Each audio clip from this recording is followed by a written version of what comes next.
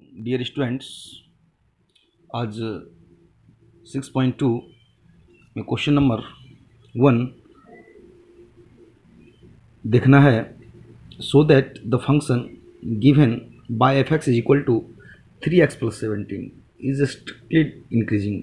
फिर दूसरा दिया है question f x equal to E to power x is strictly increasing on R real number पर, पूरे रियल नंबर पर, उसमें ही था ऑन आर पूरे रियल नंबर पर।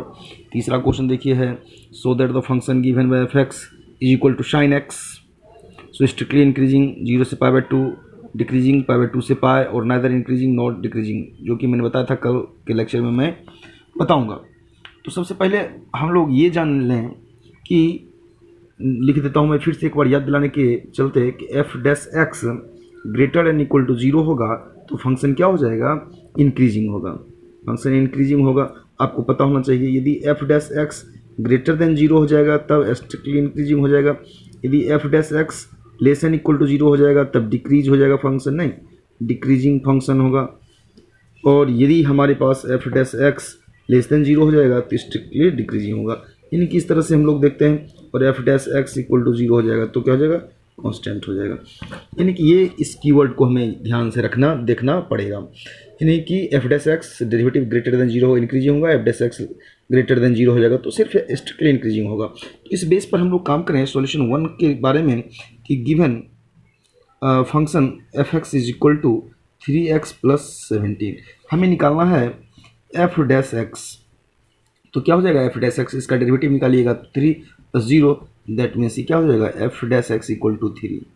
अब ये x जो है सो इस x की बात हो रही है, यानी कि टोटल रियल नंबर के लिए क्या ये वैलिड है, 3x प्लस 17 यानी कि f x equal to 3 plus 17, क्या यह दिखाना है, सॉरी क्या यह स्ट्रिक्टली इंक्रीजिंग है।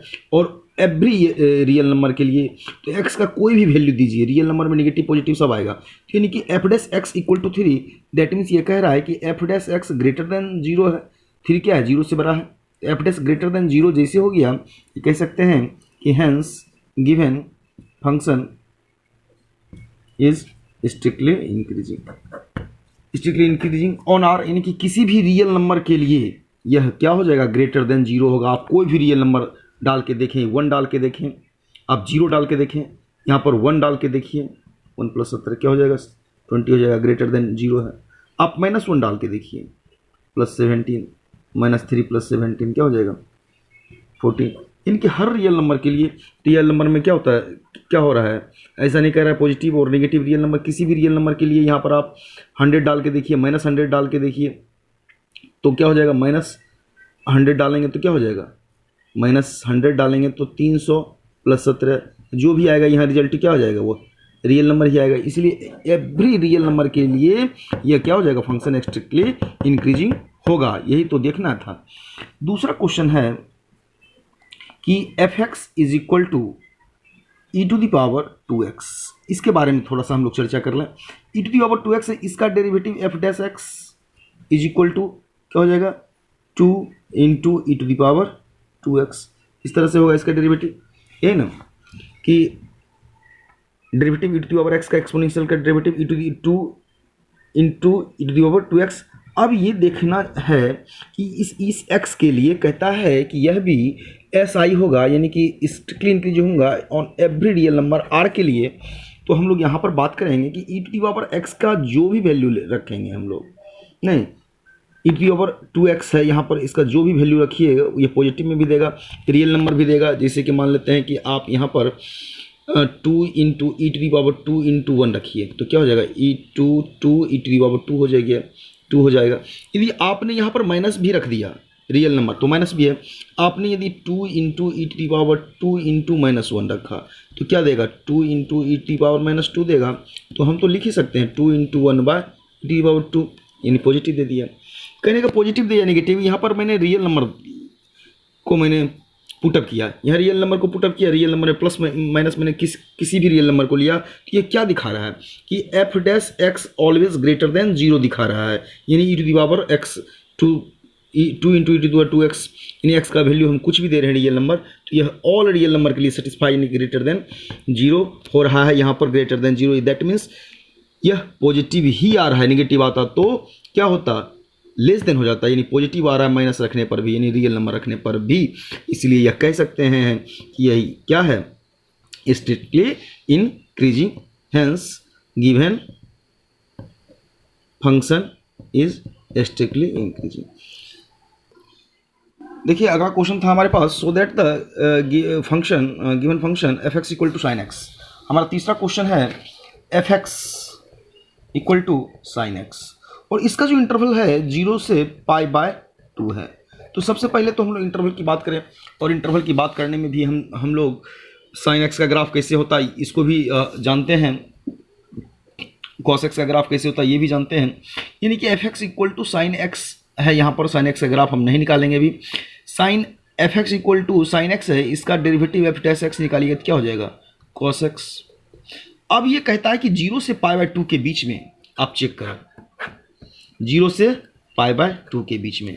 अब 0 से π/2 के बीच में यदि चेक करेंगे, एक्सेप्ट 0 π/2, यानी कि ओपन इंटरवल है, ओपन इंटरवल पे चेक करने के लिए कह रहा है, क्लोज इंटरवल नहीं है। क्लोज इंटरवल रहेगा तो फिर यह क्या होगा, ऐसा ही नहीं होगा, स्ट्रिक्टली इंक्रीजिंग कहता है, तब तो फिर हमें इंक्रीजिंग की बात हो जाएगी, स्ट्रिक्टली इंक्रीजिंग नहीं होगा।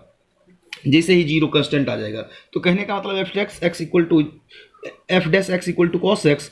और यहाँ पर हम क्या देख रहे हैं कि कॉस एक्स जो है so F dash x equal to cos x greater than क्या हो, 0, यानी कह सकते हैं कि that is positive in first quadrant.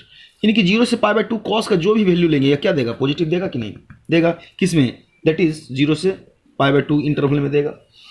यानी कि कह सकते हैं हेंस एफ एक्स इज क्या, स्ट्रिक्टली इंक्रीजिंग इन 0 to π/2। अब देखिए ए नंबर हो गया। बी नंबर में क्या कहता है इसी क्वेश्चन में, बी नंबर में देखिए, बी नंबर में कहता है कि π/2 से, इसी में चलिए π/2 से π तक, π/2 से π तक में कॉस का क्या वैल्यू लेंगे, यानी कि F dash x equal to cos x है यहाँ पर, तो ये क्या हो जाएगा, f dash x equal to cos x less than 0 हो जाएगा ना, क्योंकि यहाँ पर नेगेटिव वैल्यू देगा। कॉस एक्स का जो भी वैल्यू देगा 90 से 120 के बीच में, क्योंकि यहाँ पर ऑल होता है और साइन और कॉसेक पॉजिटिव होता है, कॉस पॉजिटिव नहीं होता है, इसलिए यहाँ पर नेगेटिव साइन दे देगा, किससे, -π/2 से π के बीच में, एक्सेप्ट π/2 और π। जैसे ही ओपन इंटरवल में एक्सेप्ट हो जाता है, नहीं उसको छोड़ के होता है, ये एक्सक्लूड होता है, इंक्लूड नहीं होता है। इंक्लूड होगा तो इसका मतलब हो जाएगा वह क्लोज इंटरवल। तो हम कह सकते हैं कि कोस एक्स लेस देन 0 हो गया यहाँ पर, और कोस एक्स लेस देन 0 हो गया, तो कह सकते हैं कि यह F X F dash x equal to cos x less than 0, that is negative in second quadrant, second quadrant in interval π/2 से कितना, π के बीच में। सो इसलिए आप कह सकते हो कि हेंस एफ एक्स इज क्या हो जाएगा, यहाँ स्ट्रिक्टली क्या हो जाएगा, डिक्रीजिंग इन π/2 से π के बीच में।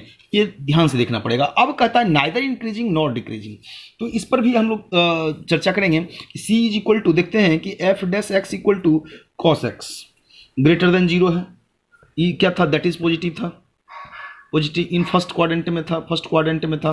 फिर देखते हैं कि F dash x equal to cos x less than 0, that is negative in second quadrant, negative in second quadrant.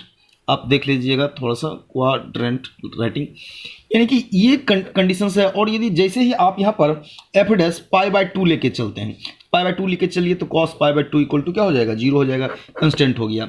इसका मतलब क्या हो रहा है, यहाँ जो साइन एक्स का ग्राफ हमने, साइन एक्स का ग्राफ की यदि बात करें तो किस तरह से, या साइन एक्स या कॉस एक्स का जो ग्राफ होता है कभी इंक्रीज होता है कभी डिक्रीज होता है, यानी कि इस तरह से ग्राफ जाता है।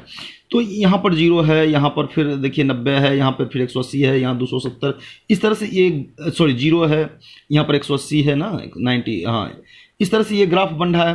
तो अब क्या हो रहा है इस ग्राफ में, साइन एक्स के ग्राफ में, कि कभी इंक्रीजिंग कभी डिक्रीजिंग, यानी कि फर्स्ट क्वाड्रेंट की यदि बात करें, हम फर्स्ट क्वाड्रेंट की बात करें तो यह दे रहा है क्या, इंक्रीज दे रहा है। सेकेंड क्वाड्रेंट की बात करें तो यह डिक्रीज दे रहा है।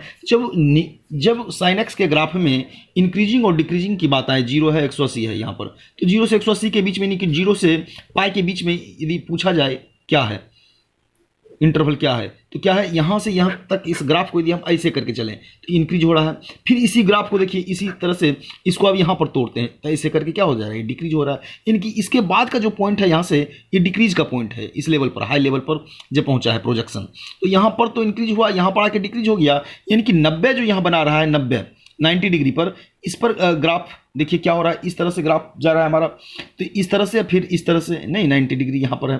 तो कहने का मतलब 0 से 90 के बीच, यानी 0 से π/2 के बीच में इंक्रीज हो रहा है, और π/2 से 180 के बीच में फिर ग्राफ डिक्रीज हो रहा है। इस तरह से सेकेंड क्वाड्रेंट में यहाँ पर ग्राफ डिक्रीज हो रहा है, इस तरह से ग्राफ गिर रहा है, और इसमें इस तरह से ग्राफ जा रहा है। तो कहने का मतलब इंक्रीज और डिक्रीज, यहाँ पर कंट्राडिक्शन हो गया कि इंक्रीज और डिक्रीज है, और cos π/2 इक्वल टू क्या हो गया, 0 भी हो गया। यानी कि कहीं ना कहीं कांस्टेंट हो गया, इस कभी इंक्रीज है कभी डिक्रीज है ग्राफ, और इस तरह से कांस्टेंट हो गया। जब ऐसा केस आ जाए, इस तरह का भी जब केस बढ़े, इस तरह का कभी इंक्रीज कभी डिक्रीज, फिर कभी डिक्रीज फिर कभी इंक्रीज, तो ये जो ग्राफ होता है, ये जो ग्राफ वेव का होता है, इस तरह से ग्राफ को नाइदर इंक्रीज और नॉट डिक्रीज कहते हैं, कह सकते हैं। तब जाके कि हम hence the given function is neither increasing not decreasing, hence कह सकते हैं the given function is neither increase nor decrease। इस तरह से इसको हम लोग ध्यान देंगे तो आसान हो जाएगा। Thanks, have a nice time. फिर अगले वीडियो में देखते हैं।